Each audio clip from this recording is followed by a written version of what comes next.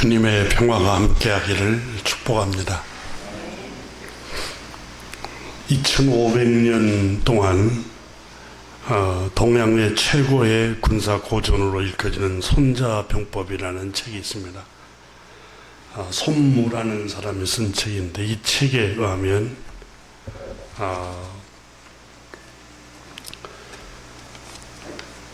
군사를 거느리는 장수에게는 5가지 위험한 일이 있다고 경고를 했습니다. 지도자가 마음에 새겨야 할 것을 말하고 있습니다.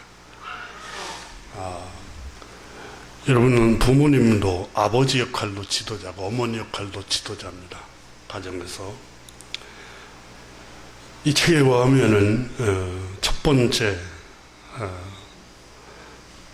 지식과 전략을 써야 할 때, 지혜를 써야 할 때 신중하게 생각하지 아니하고 용맹함만 내세워 행동하면 죽음을 면할 길이 없다 그랬습니다.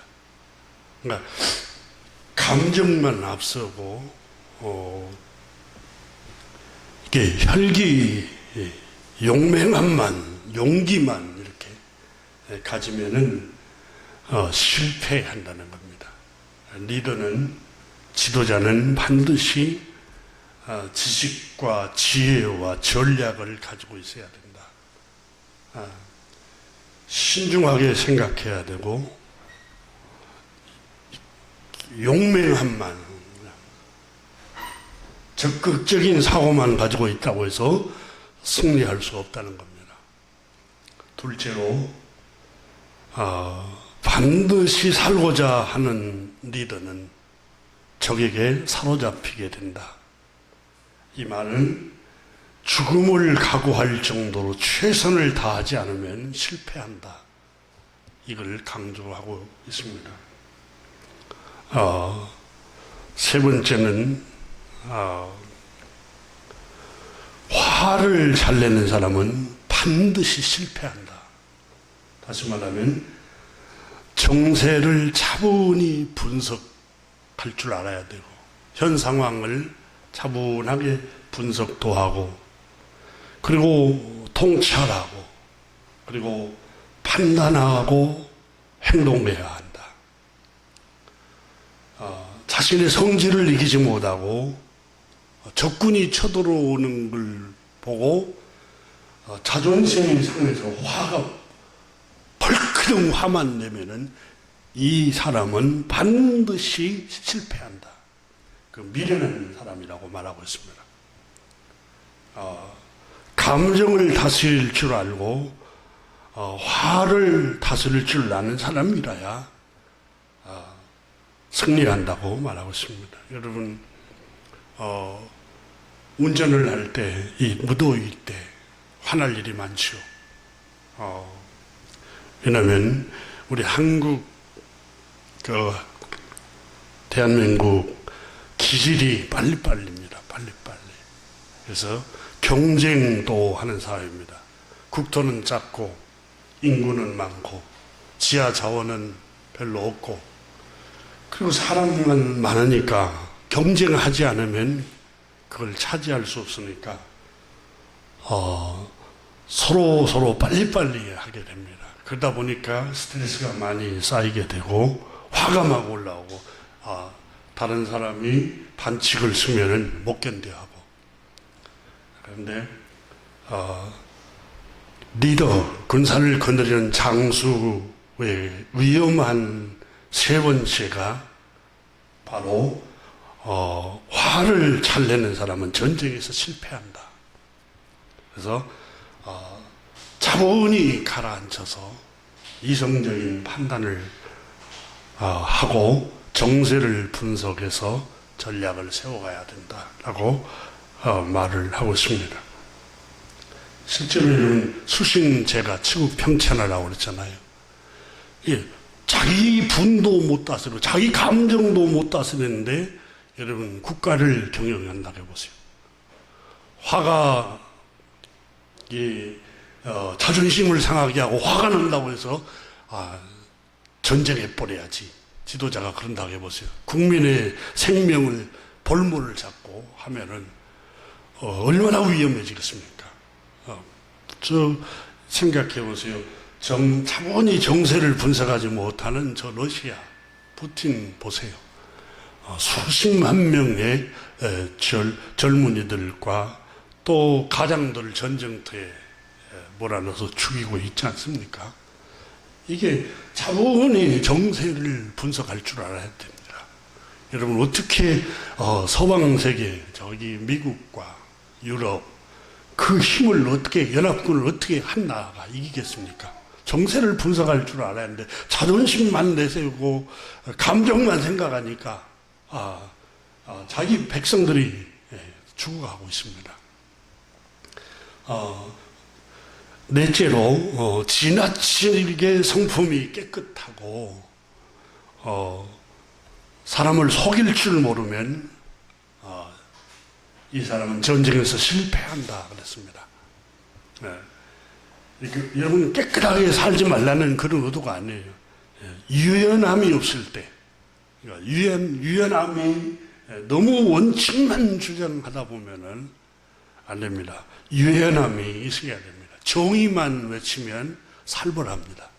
용서와 사랑이 함께 있어야 됩니다. 지나치게 성품이 깨끗하여 유연함이 없을 때 적을 속일 줄 모르면 전쟁에서 실패한다. 여러분, 적을 속일지는 못해도 속지는 말아야 되지 않겠습니까? 우리가 지혜를 갖고 속지는 말아야 됩니다. 다섯째로 병사들에 대한 사랑이 지나쳐 긍휼의 마음이 너무 아파하는 마음이 있으면은 과감하게 군사를 동원시켜서 적을 섬멸시킬 수 있는 절호의 기회를 잃어볼 수가 있다 그랬습니다. 그렇지 않습니까? 너무 긍휼이 아파하는 마음이 많고 또 이 사랑하는 마음이 지나치다 보면은 냉정하게 못합니다. 냉정하게 못하다 보니까 실패를 하게 된다. 가정에서도 마찬가지로 저도 잘 못하는데 자녀들에게 냉정하지 못하니까 독립을 못 시키고 그런 경우들이 허다하지 않습니까?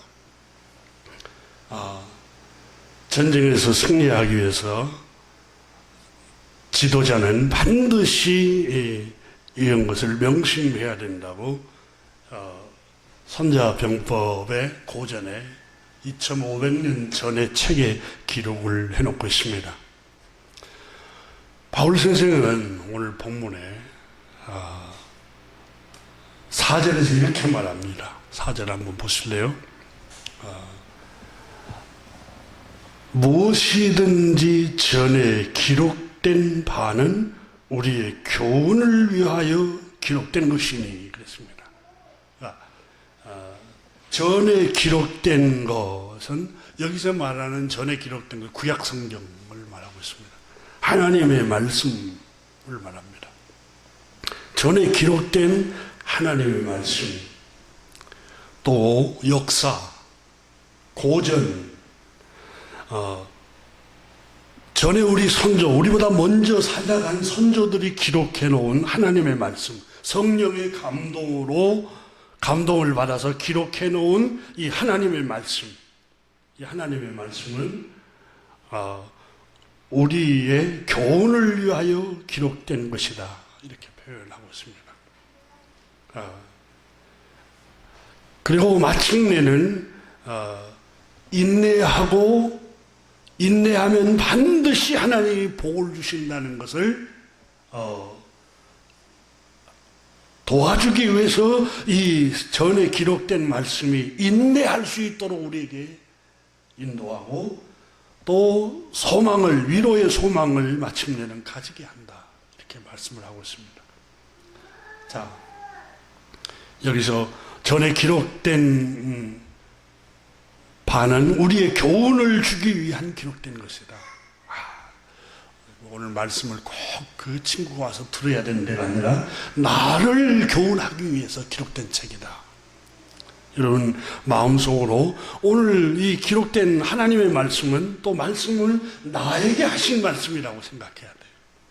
나에게 하신 말씀. 우리 신랑이 들어야 할 텐데, 내 아내가 들어야 할 텐데, 아니 나에게 하나님께서 하시는 말씀이에요.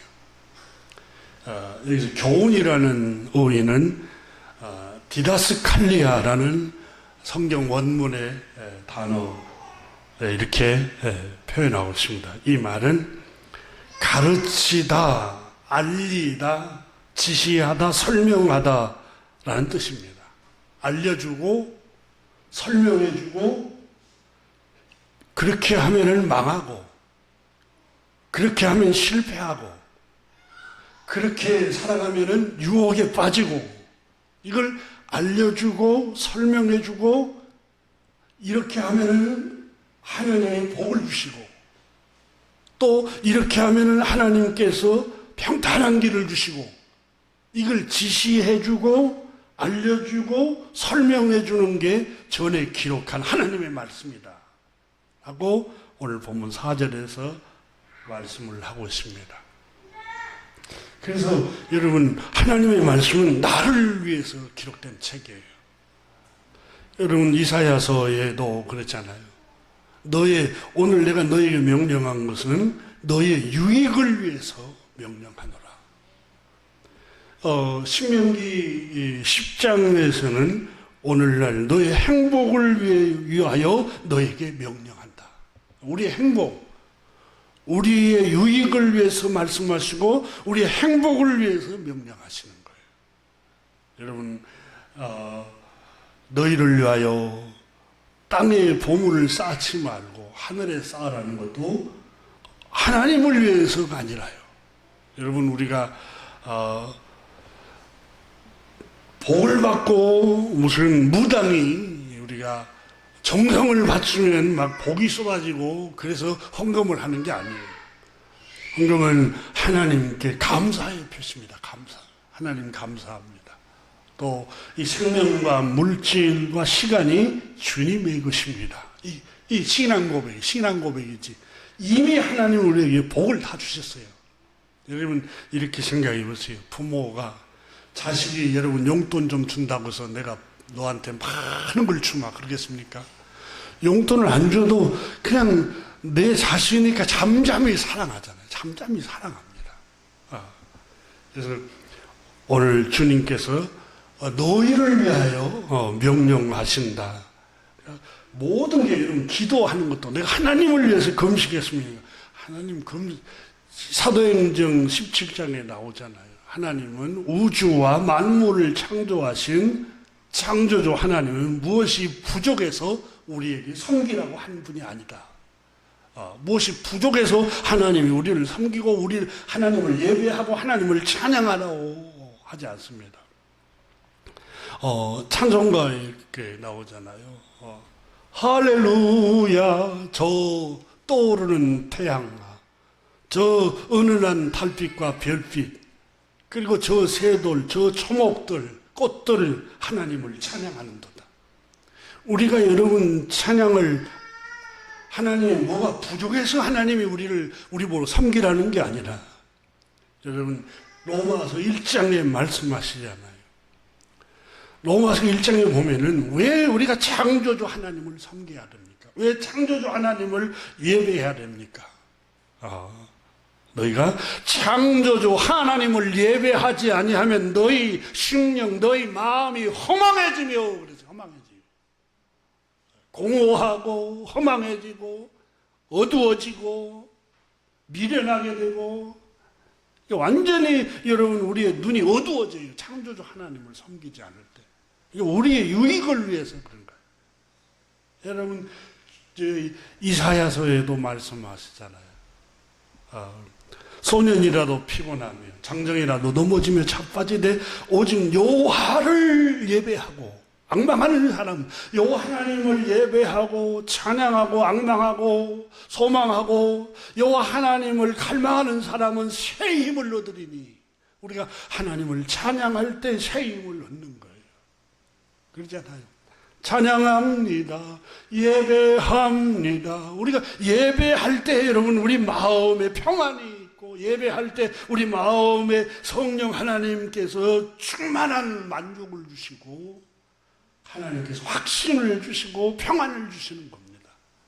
우리가 예배한다고 해서 하나님이 영광 못 받으실 하나님이 영광을 받으시고 그러지 않아요. 하나님 자체 창조주 하나님은 그분은 완전하신 분이에요. 우리가 예배 안 해도 그분의 영광을 받고 계세요. 우리 자신, 우리 영혼을 위해서 하나님께서 우리 영혼이 망하지 않고 우리 영혼이 파멸되지 않고 우리 영혼이 유익하고 행복하게 하기 위해서 하나님께서 예배하라고 말씀하셨어요. 그게 로마서 1장에도 나오잖아요. 하나님을 영화롭게 하지 않고 감사하지도 않고 예배하지 아니함으로 그들이 마음이 허망해지고 그리고 그들이 우상을 섬기게 되고 거짓을 참인 것처럼 쫓아가고 더러운 것에 그들이 눈이 어두워지고 이렇게 말씀하고 있지 않습니까? 오늘 성경에도 분명히 말씀합니다. 전에 기록된 이 말씀은 우리를 교훈하고 우리에게 알려주고 설명해주고 가르쳐주고 인도하고 복받는 길로 우리를 인도하기 위해서 기록된 책이라는 겁니다. 전에 기록된 하나님의 말씀 여러분 창세기만 한번 생각해 보세요. 창세기를 한번 보세요. 생각해 보면은 우리 인류의 조상 아담과 하와가 왜 에덴 행복을 잃어버리고 영생을 잃어버리고 쫓겨났지? 왜 파멸됐지? 그 아담과 하와의 전에 기록된 아담과 하와에 대한 기사가 왜 기록됐을까요? 우리를 가르치기 위함이라 그러잖아요. 우리에게 교훈을 주기 위함이라고 그러잖아요. 나를 가르치고 나를 하나님 사랑하셔서 그게 기록되어 있다는 것입니다. 아담과 하와가 왜 저주를 받았을까? 어째서 가인은 동생을 살해했을까?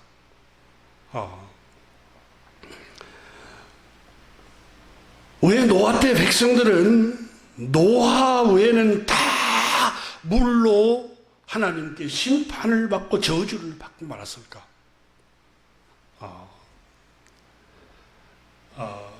시날 평지에 바벨탑을 쌓았던 이 사람들은 왜 다 무너지고 언어가 흩어지고 혼란스럽고 다 흩어져 버렸을까? 여러분 그게 창세기 아브라함 창세기 12장 아브라함은 왜 복을 받았을까? 아브라함에게는 근심이 언제 찾아왔을까? 왜 하갈이라는 첩을 얻어서 가정이 불화가 만들어진 얘기를 기록하면서 여러분 그게 얼마나 일부일처제 행복이 있는데 또 다른 첩을 얻음으로 가정이 평화가 깨져버리고 교훈을 주고 있어요. 다 교훈을. 그래서 하나님의 말씀은 시편 기자가 119편에 주의 말씀은 내 발의 등이요 내 길에 비치니이다. 빛의 역할을 한다는 겁니다. 야고보서 1장 23절에서는 하나님의 말씀 전에 기록한 하나님의 말씀은 거울과 같다. 거울, 자기를 비추는 거울이에요. 여러분 거울을 보는 이유가 뭡니까? 내 모습 혹시 내가 혐오스러운 뭐가 묻지는 않았는가?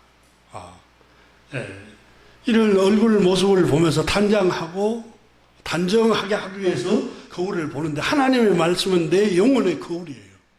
내 마음의 거울이고 내 심령의 거울이고 그래서 역사서 특히 여러분 역사서 성경에 나오는 출애굽기, 레위기, 민수기, 신명기에서 이 율법서 외에 여호수아, 열왕기 상하, 사무엘 상하, 역대기 상하, 역사서잖아. 역사에 기록된 얘기. 다 우리를 비춰주는 책이에요. 그래서 서양 속담에 여러분, 역사는 반복이 된다고 그러잖아요. 역사는 반복이 돼요. 왜 반복이 될까요? 사람 마음이 똑같기 때문에, 사람이 죄로 타락해 있기 때문에 그 똑같이 근본적으로 타락된 사람이 2000년 전에 살았던 사람이 2000년 후에 살던 사람하고 비슷합니다. 죄성이. 그러니까 반복하는 거예요, 역사가. 그래서 역사를 통해서 역사를 잘 이렇게 보면은 여러분 오늘 현실을 현재를 볼 수 있고 미래를 예측할 수 있다고 하잖아요. 역사를 잘 공부를 하면은 미래까지 보인다는 거예요.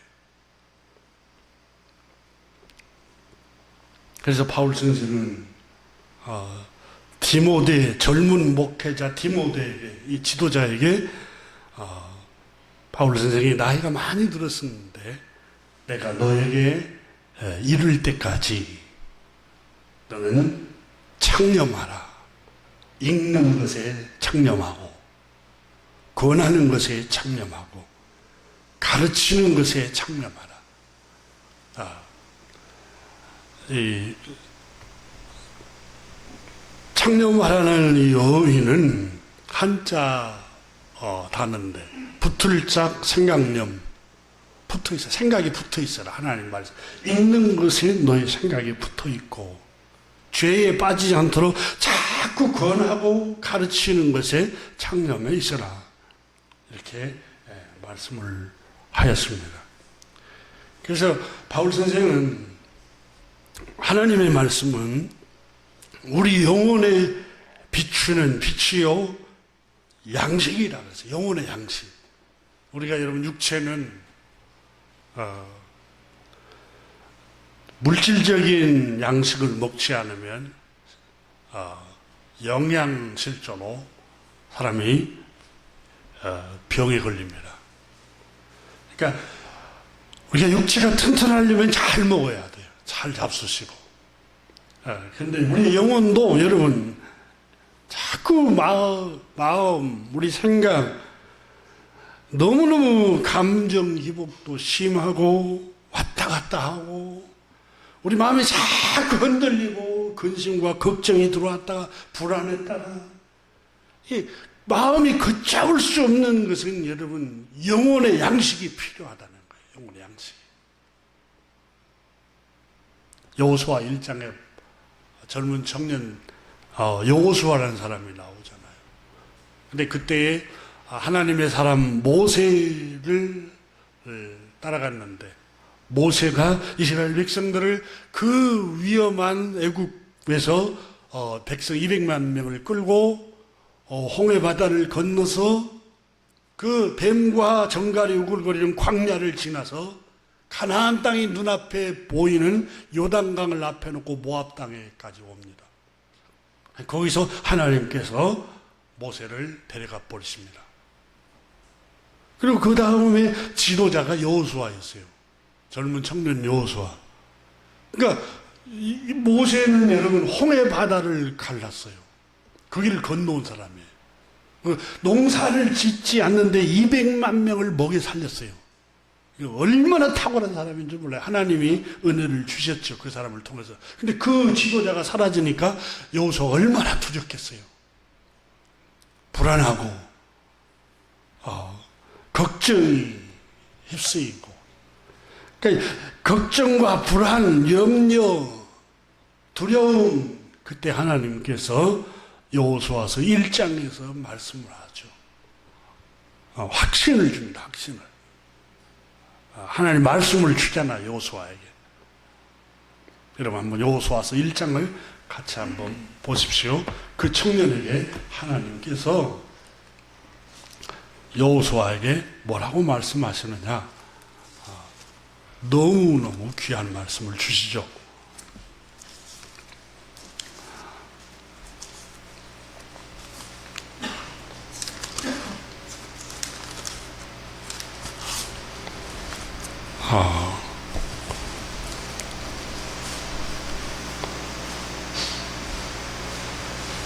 7절을 한번 볼까요? 오직 강하고 극히 담대하여 나의 종 모세가 너에게 명령한 그 율법을 붙들어라. 그 하나님의 말씀을 붙잡으라는 거예요. 다 지켜 행하고 우로나 좌로나 치우치지 말라. 그 말이 감정대로 왔다 갔다 하지 말고, 유혹받아서 여기 갔다 저기 갔다 하지 말고, 환경에 따라서 낙심됐다가 절망했다가 근심했다가 불안했다가 두려워하지 말고 하나님의 말씀을 붙들어라. 내 종 여호수아야, 내 종 모세가 너에게 명령한 그 율법의 말씀, 하나님의 말씀을 붙들어라. 그리고 그 말씀을 붙들고 좌로 우로 흔들리지 말고 그 말씀을 붙잡고 있으라. 그리하면 어디로 가든지 형통하리니. 그리고 8절 보세요. 이 율법책을 내 입에서 떠나지 말게 하며 주야로 그것을 묵상하라. 왜 율법책을 내 입에서 떠나지 말라고 할까요? 여러분, 사람의 마음은 바다 물결과 같아요. 바다 물결. 계속 요동해. 가만히 있지를 못하죠. 여러분, 전화 한 통에도 요동하고, 불안한 뉴스를 봐도 요동하고, 또 환경을 보면서 또 마음이 요동하고, 계속해서 마음이 요동하고, 여러분, 유혹으로도 요동하고, 이렇게 유혹할 때에 이 율법책을 내 입에서 떠나지 말게 하란 말이에요. 이 율법책이 너의 영혼을 요동하지 못하도록 붙들어 줄 거라는 거예요. 그래서 그 율법책을 주야로 묵상을 해라. 왜? 흔들리면 또 말씀으로 다시 다잡고, 또 흔들리면 하나님 말씀으로 또 다잡고, 또 넘어지면 하나님 말씀으로 또 굳게 붙들고, 그러면서 내가 너에게 명하는 것이 아니냐. 강하고 담대하라. 두려워하지 말며 놀라지 말라. 내가 어디로 가든지 내 하나님 여호와가 너와 함께 하느니라. 이렇게 말씀을 합니다. 1절 보세요. 여호와의 종 모세가 죽은 후에 여호와께서 모세의 수종자 눈의 아들 여호수아에게 말씀하여 이르시되, 그러니까 하나님의 모세만 바라보고 살았는데 여호수아에게 보이는 위대하고 강력한 지도자가 사라져버렸어요. 의지할 것이 사라져버렸어요. 그때에 하나님께서 여호수아에게 말씀하여 이르시되, 내 종 모세가 너 죽었으니, 자, 모세에게 말한 바와 같이 3절 보세요. 내가 모세에게 말한 바와 같이 너희 발바닥으로 밟은 것은 모두 내가 너에게 주었노니. 그러니까 말씀으로 여호수아에게 강하게 하시는데 5절 보세요. 내 평생에 너를 능히 대적할 자가 없으리니 모세와 함께 있던 것 같이 너와 함께 있을 것입니다. 이렇게 말씀으로 확신을 주는 거예요.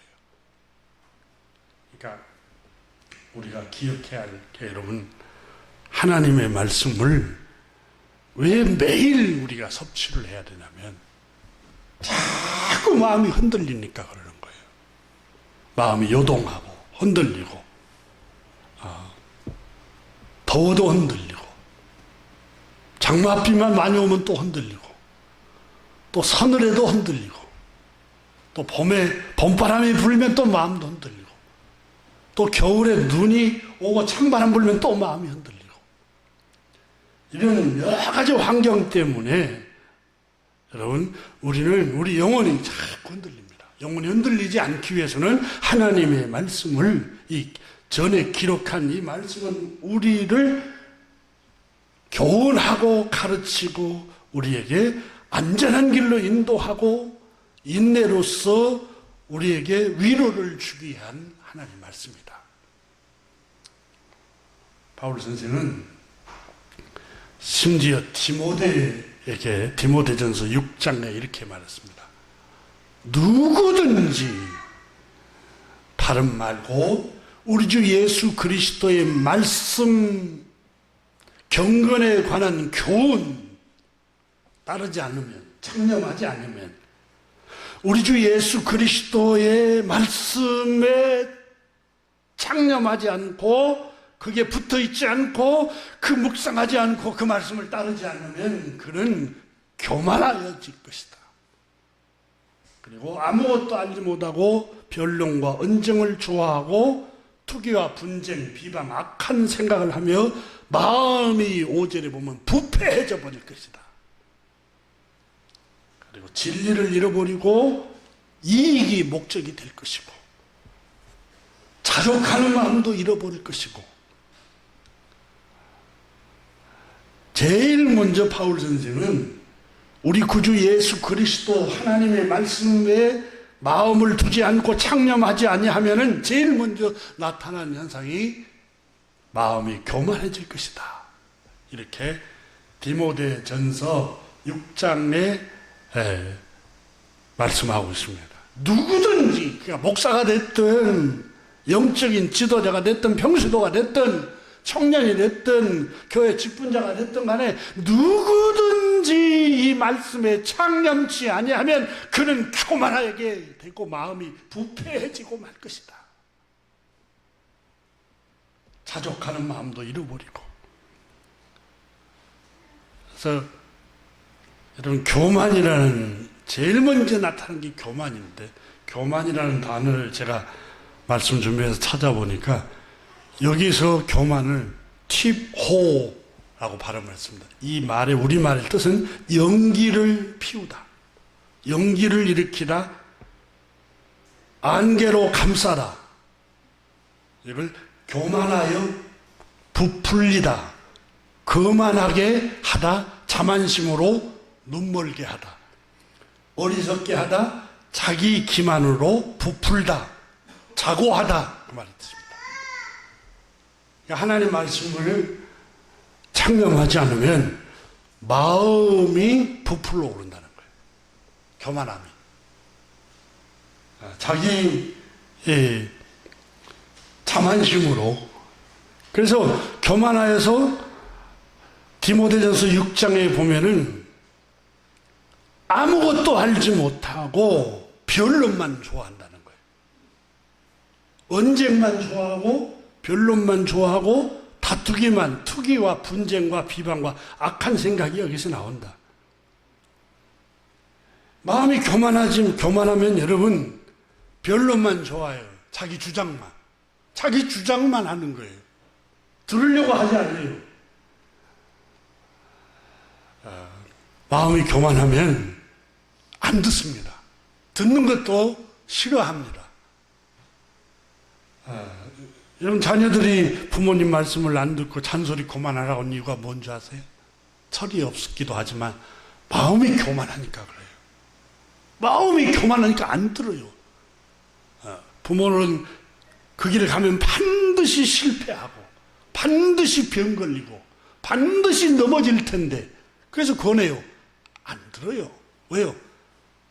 마음이 완악하고 교만하니까 안 듣는 거예요. 그래서 성경에 그러잖아요. 거만한 사람은 듣기를 싫어한다. 도대체 어머니 말씀도 안 듣고 아버지 말씀도 안 듣고 지혜자의 말씀 안 들어요. 하나님의 말씀에 창념치 않으면 들으려고 안 해요. 기다마 들으려고 하지도 않아요.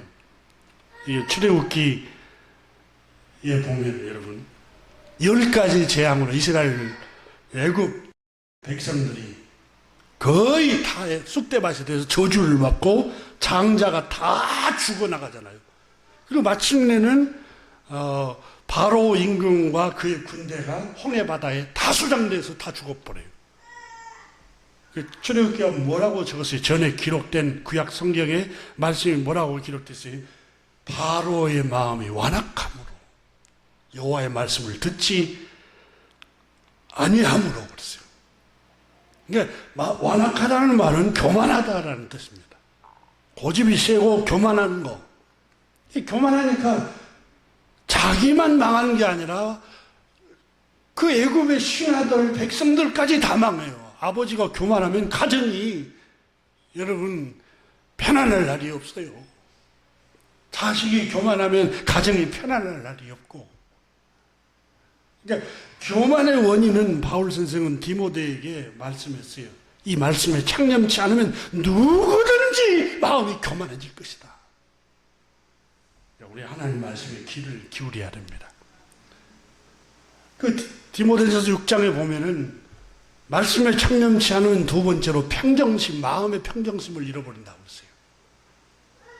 시기와 다툼이 그 사람을 사로잡을 것이다.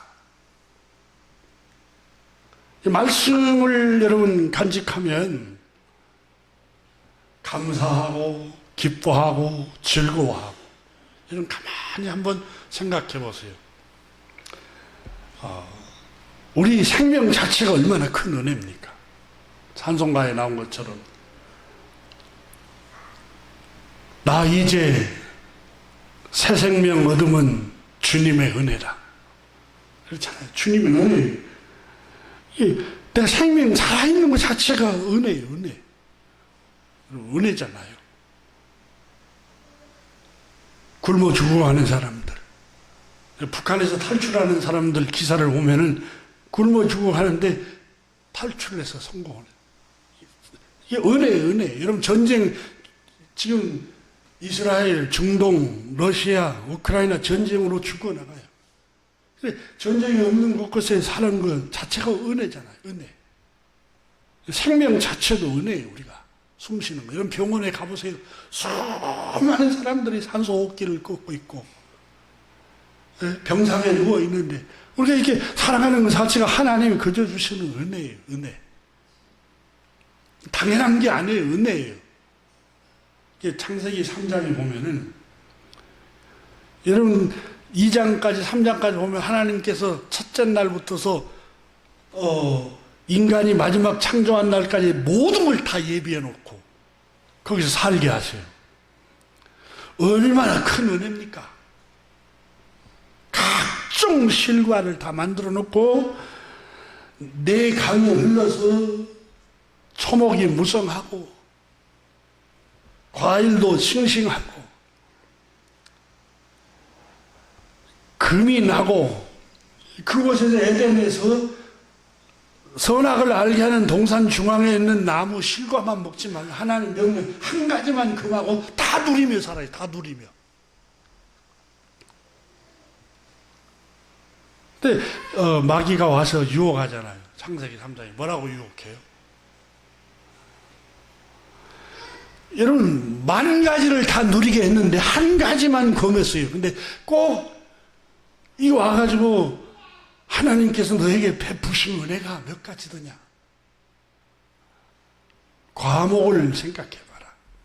한 가지 포도가 아니라 복숭아, 사과, 여러분 감, 배, 살구, 각종 실과, 이야, 그게 너 하나님께 감사해야 돼. 이렇게 유혹합니까? 아니면 그 많은 것 중에 하나만 금한 걸 와갖고 그걸 왜 검해? 계속 그 한 가지 때문에 불만을 품게 만들잖아요.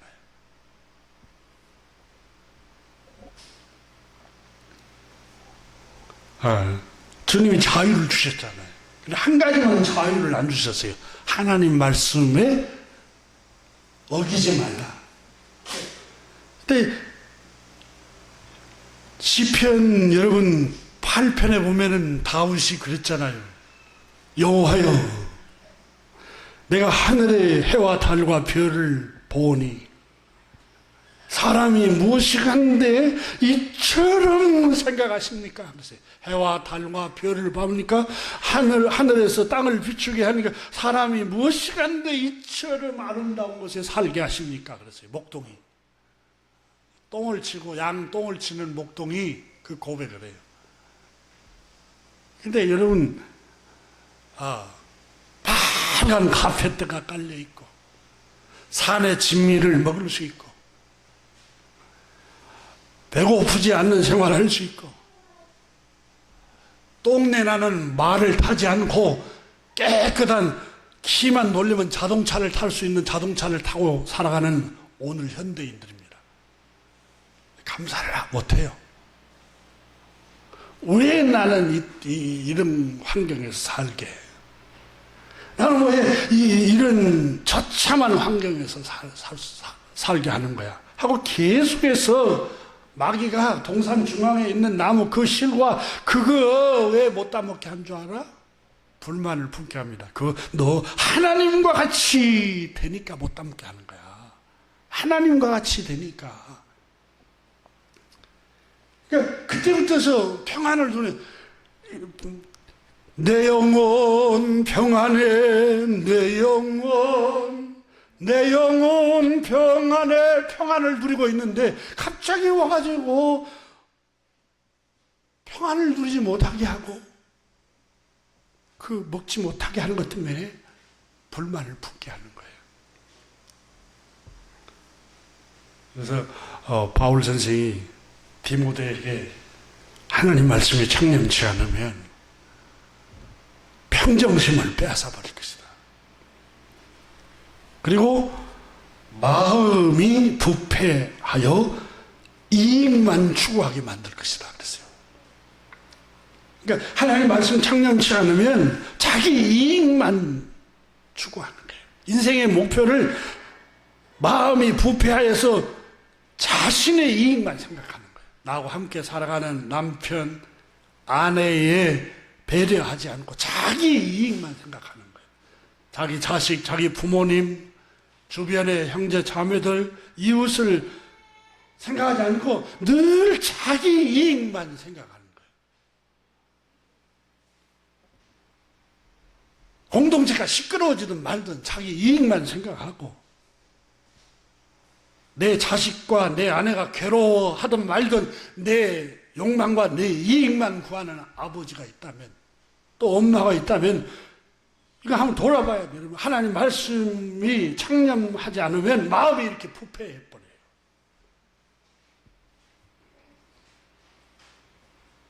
그리고 또 하나는 자족하는 법을 잃어버린다는 거예요. 하나님 말씀이 창념치 않으면 자족하는 법을 잃어버려요. 교우 여러분, 인간은 풍요로움이 없어서 불만이 있는 게 아닙니다.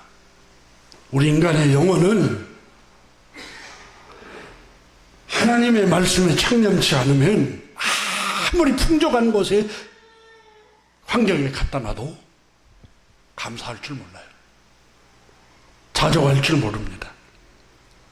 바울 선생은 빌립보서 4장 11절에 내가 궁핍함으로 말하는 것이 아니라 어떠한 형편이든지 나는 자족하기를 배웠다 이렇게 했어요. 이 자족이라는 단어는 아우탈케스, 충분하다, 보충할 필요가 없다, 더하거나 보충할 필요가 없이 만족을 느낀다, 스스로 넉넉함을 느끼는 상태를 말합니다. 여러분, 부자들이 만족하는 거 봤습니까? 권력이 높은 사람이 만족하는 걸 봤습니까? 세상적으로 명예가 많은 사람이 만족하는 걸 봤습니까? 끊임없이 목마릅니다. 쾌락을 쫓아가는 사람, 요한복음 4장에 남편 6을 둔 사마리아 여자가 만족하는 걸 봤습니까? 여자여, 이 물을 먹는 자마다 다시 목마르거니와 내가 주는 물을 마시는 자는 영원히 목마르지 아니하리라. 예수님 그랬잖아요.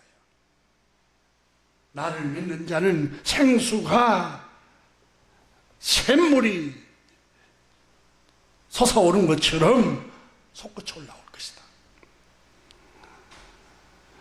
여러분, 하나님의 말씀에 창념해야 자족하는 법을 배웁니다.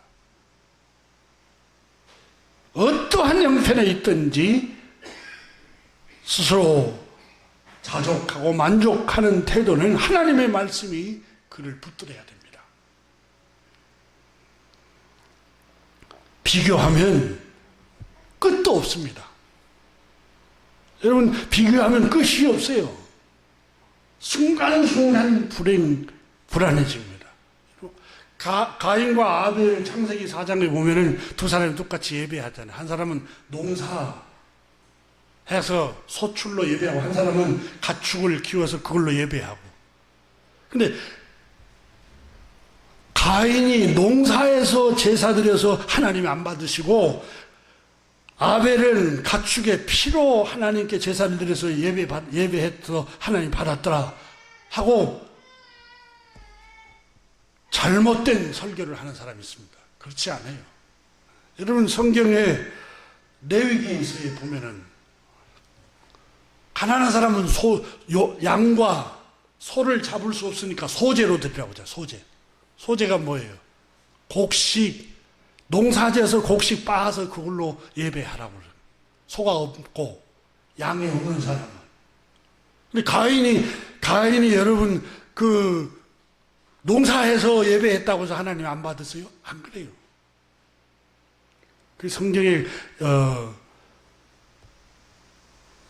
창세기 4장에 보면은 가인은 늘 비교를 합니다. 비교. 아벨의 제사를 하나님이 기뻐 받으신 것에 대해서. 근데 여러분, 아벨이 제사를 드렸는데 아벨은 하나님이 기뻐 제사를 받으셨고 가인은 기뻐 안 받으셨다는 걸 어떻게 알아요? 하나님 눈에 안 보이는데. 제가 예배하는 것을 기뻐 안 받으시고 또 장로님들이, 집사님들, 권사님들이 예배하는 걸 기뻐 받으신 거 어떻게 알아요? 모르잖아요. 눈에 안 보이니까. 근데 아벨은 성경을 읽어보면은 기쁨과 주님께 첫 것을 드리면서 확신을 갖고 기쁨과 확신을 갖고 살아가요. 근데 가인은 늘 확신을 갖지 못하고 아벨만 보고 비교를 해요. 비교. 그리고 하나님이 너를 사랑하고 너의 예배만 받은 것 같고 늘 자격지심이 드는 거예요. 스스로. 그러니까 쳐서 죽여버려야 되겠다. 없애버려야겠다. 이런 생각을 하는 거예요. 생각해 보세요. 여러분, 창세기에 나오는 요셉의 형들은 양을 쳤어요. 양. 목축업을 하고 있어요. 근데 요셉은 아직 어려서 목축업을 하지도 않고 사업도 안 하고 돈도 못 벌어요. 그 형들은 목축업을 해서 양을 팔기도 하고 양을 잡아먹기도 하고 더 풍요롭잖아요. 근데 왜 요셉을 시게 합니까? 요셉을. 자꾸 비교하니까 그래. 비교하니까. 이 자족하는 마음이 왜 잃어버리느냐? 하나님 말씀에 누구든지 우리 구주 예수 그리스도의 말씀에 창념치 않으면 자족하는 마음을 잃어버린다. 마음이 부패하여서 자족하는 마음을 잃어버린다. 그래서 디모데 전서 6장 7절에 바울 선생이 이렇게 말했습니다. 우리가 세상에 아무것도 가지고 온 것이 없는 것처럼 갈 때도 아무것도 못 가지고 간다. 그잖아요. 우리가 집을 가지고 가요? 세상 떠날 때? 아니면 명품을 갖고 떠나요? 자동차를 갖고 떠나요? 세상 명예와 지위를 갖고 떠나요? 지식을 갖고 떠나요? 다 빈손으로 가요. 그러니까 바울 선생님이 뭐라고 하냐면 우리가 세상에 아무것도 가지고 온 것이 없는 것처럼 갈 때도 아무것도 가지고 하지 못하느니 우리가 먹을 것, 입을 것 있으면 족한 줄로 알 것입니다. 먹을 것, 입을 것, 먹는데 내가 굶주리지 않고 옷을 입고 살아가는데 내가 전혀 부족함이 없고, 그러니까 먹고 살아가는데 지장만 없으면 행복하게 살아가는 거예요. 행복하게. 자족하면서 살아가라는 거예요. 그 사람이 명품을 들든 뭐 큰 지위를 얻든 그 유명한 우리나라의 대기업을 다니든 그 상관하지 말아요. 오늘 내가 먹고 생활할 수 있고 평안을 누릴 수 있으면 그냥 행복을 누리라는 거예요. 저 사람 더 많은 연봉을 받고 더 많은 부동산을 갖고 있고 더 많은 뭐 지위를 갖고 있고 더 유명한 그걸 가지고 있는데 왜 그걸 자꾸 그거하고 비교하다가 너의 행복, 자족하는 마음을 왜 잃어버리냐 그 말입니다. 괜찮아요. 우리가 거처할 집이 있고 따뜻한 밥 먹을 수 있고 잠잘 수 있으면 그냥 하루하루 행복하게 지내세요. 인생은 지나갑니다.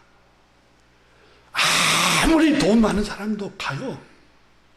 70이요 강간하면 80이요 아무것도 못 갖고 가요. 제가 아는 어떤 한 분이 있습니다. 아들, 딸이 다 우리나라의 최고 기업에 다닙니다.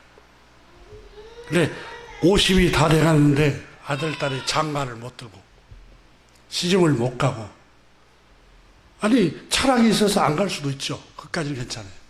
재산이 100억이 넘어요.